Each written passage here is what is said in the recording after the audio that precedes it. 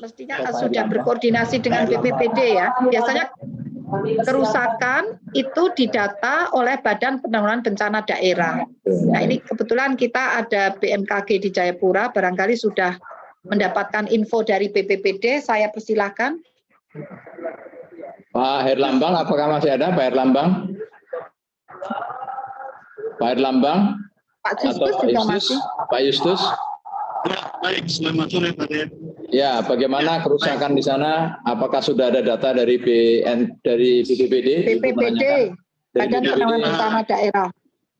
Hasil kerusakan yang kami terima juga ada juga relawan-relawan kami yang kemarin mengikuti sosialisasi BMKG, sehingga kami jadikan agen BMKG. Banyak juga menyampaikan foto-foto kerusakan kami juga cek kerusakan itu. Jadi ada ya kerusakan bangunan? Iya, ada kerusakan bangunan itu hanya retak-retak di dinding, kayak di hotel ada yang retak, kemudian ada yang bagian TL ada yang pecah-pecah seperti itu. Tapi tidak ada korban jiwa ya? Korban jiwa sampai saat ini tidak ada. Alhamdulillah.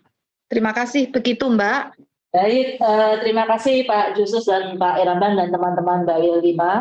BMKG dan BMKG terus berkoordinasi dengan BPBD setempat ya Bapak. Yang terpenting belum ada laporan korban jiwa. Baik, kita lanjutkan Bu, pertanyaan dari CNN. Tadi sudah dijelaskan oleh Ibu, mungkin beliau datang telat. Akibat sesar apa Ibu gempa bumi yang terjadi di siang hari ini? Oke, baik, tadi kami sampaikan gempa saat ini dari hasil analisis BMKG diketahui bahwa mekanismenya atau diakibatkan oleh pergerakan geser. Ya. Kalau yang 2 Januari itu pergerakan naik ya Pak Daryono? Turun Ibu, normal, turun. Oh, turun, maaf, pergerakan turun, normal ya yang 2 Januari. Tapi yang sekarang adalah akibat pergerakan geser. Diduga itu 2 sesar yang kemungkinan berbeda. Begitu ya Pak Daryono, nanti perlu dicermati lanjut. Demikian Mbak, makasih. Siap, Ibu, terima kasih kepada teman-teman media massa yang ingin bertanya. Dan ada pertanyaan juga Bu dari YouTube. Ada yang menanyakan terkait parameter gempa merusak itu seperti apa Ibu? Perbedaannya gempa tidak merusak dengan gempa merusak Ibu. Baik, jadi pada prinsipnya perbedaannya adalah pada magnitudo dan dikontrol juga oleh kedalaman. Bisa saja gempa itu magnitudonya besar, katakan sampai 7 ya, 7 magnitudonya. Namun pusat gempa berada pada kedalaman lebih dari 100 km. Nah, sehingga beberapa kali terjadi itu tidak menimbulkan kerusakan atau terjadi tidak di darat. Kalau ini kan di darat, tapi terjadinya di lautan, di dasar laut. Nah, jadi kemungkinan tidak menimbulkan kerusakan. Sebaliknya, magnitudonya hanya 5,4 atau di Cianjur itu 5, berapa Pak? 5,6 ya. Kan jauh di bawah 7. Tetapi kejadiannya di darat ya, di bawah kaki kita pada kedalaman 10 km bahkan kurang. Nah, itu dapat menimbulkan kerusakan dan juga tergantung itu dari aspek parameter gempanya ya, aspek parameter gempanya. Dan ternyata memang hanya 5,6 menimbulkan kerusakan karena dangkal. Di Banjarnegara hanya 5,4 menimbulkan kerusakan dan banyak korban jiwa. Demikian juga di Cianjur. Karena meskipun magnitudonya rendah, tapi posisinya dekat permukaan.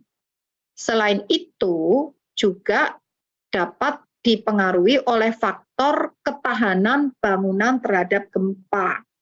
Jadi tadi yang 5,4 kedalamannya 10 km, itu bisa saja terbukti di Cianjur masih cukup banyak rumah-rumah yang tidak rusak. Meskipun yang lain sekitarnya rusak. Karena setelah dicek memang konstruksinya sudah tahan gempa. Jadi seperti itu, terutama parameter magnitudo dan kedalaman, dan juga dipengaruhi oleh ketahanan bangunan terhadap gempa, dan juga jarak jarak epicenter, tidak hanya vertikal kedalaman dengan kedalamannya, tapi juga jarak epicenter terhadap lokasi kita. Kalau epicenternya jaraknya cukup jauh, posisinya hiposenternya dalam, magnitudonya tinggi, meskipun magnitudonya tinggi tetap alhamdulillah tidak menimbulkan kerusakan. Mungkin Pak Daryono atau Pak Deputi mau menambahkan, saya persilahkan. Baik, terima kasih Ibu. Jadi penjelasan Ibu tadi sangat jelas sekali. Juga di contoh seperti di Cianjur, itu kondisinya tanahnya dalam kondisi labil. Pada saat itu lagi musim hujan secara hampir 1 bulan, sehingga kondisi tanah labil ini juga bisa memperparah keadaan karena gonjangan, walaupun magnitudenya hanya 5,6 dan kedalamannya dangkal. Mungkin kalau itu kedalaman yang disampaikan Ibu dalam, mungkin nggak seperti Cianjur seperti itu. Untuk itu kita kaitkan dengan gempa Jayapura, saya harapkan masyarakat juga waspada, karena saat ini juga kondisinya seperti itu Jayapura ya, dan tolong masyarakat mungkin tinggal di lereng-lereng gunung ya, di bukit-bukit juga perlu waspada karena aktivitas ini juga bisa membahayakan. Demikian Ibu, terima kasih. Terima kasih Pak. Pak Daryono gimana? Ibu mohon izin untuk ini teknis terkait dengan bapak-bapak yang sedang melakukan rekon ya Bu ya di Jayapura, mohon izin. Apa ini internal saja Bu ya? Enggak. Ini kita press conference Pak. Jadi kita dengarkan pertanyaan dari para dari para media. Mungkin kalau belum, mungkin kita bisa ke mana, ke Mbak Ririn kembali ya. Iya, Bu.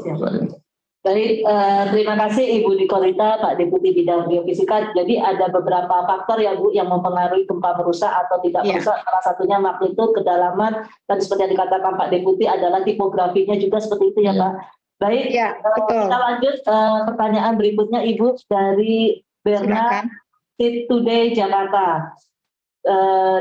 Beliau bertanya terkait kondisi Gunung Sikup sendiri di masa gempa bertubi-tubi, bagaimana Bu aktivitasnya? Mungkin ada relasinya antara gempa dengan aktivitas gunung di Jayapura. Oh, begitu. Ya, baik. Bisa ada pengaruh, tapi bisa juga tidak. Nah, namun mohon maaf, kami di BMKG itu tidak berwenang untuk memonitor kondisi gunung api. Jadi bisa silakan dimonitor melalui aplikasi mobile phone milik ESDM, Kementerian Energi Sumber Daya Mineral, di bawah Badan Geologi atau Pusat Vulkanologi dan Mitigasi Bencana Geologi. Beliau-beliau yang melakukan monitoring.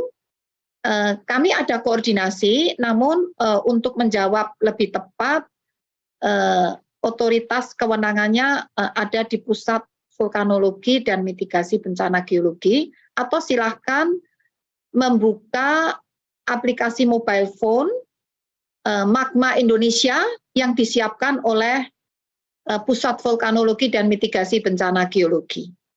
Demikian Mbak. Baik, berarti ada pengaruhnya maupun tidak pengaruhnya ya Bu? Ada yang mengaruh, ada yang tidak ya Bu?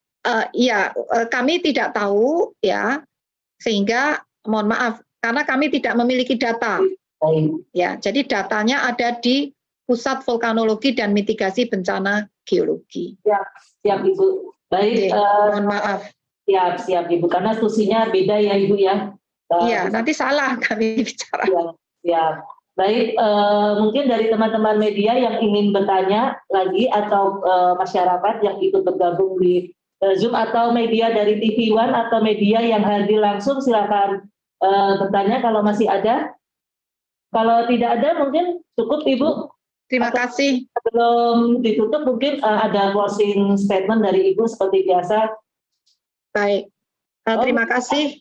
Mohon maaf di link YouTube banyak pertanyaan. Mungkin silakan. Co-host bisa membantu di link YouTube dipilih beberapa. Ada tidak? Ada? Oh, sudah. Ya, Oke, sudah ada. Oh, sudah kurang lebih sama Ibu. Sama.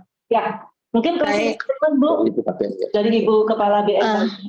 Baik, terima kasih Ibu Bapak dan rekan-rekan media semuanya. Satu, yang perlu dipahami, kita ini berada dalam wilayah zona tumbukan lempeng-lempeng aktif. Jadi tidak hanya di Jayapura, tapi hampir di seluruh wilayah Indonesia merupakan wilayah yang rawan gempa bumi.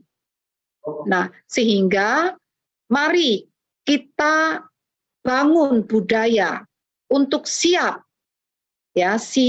untuk selalu mengantisipasi, selalu waspada terjadinya gempa bumi. Sehingga seperti di Jayapura ini, menurut saya contoh yang bagus.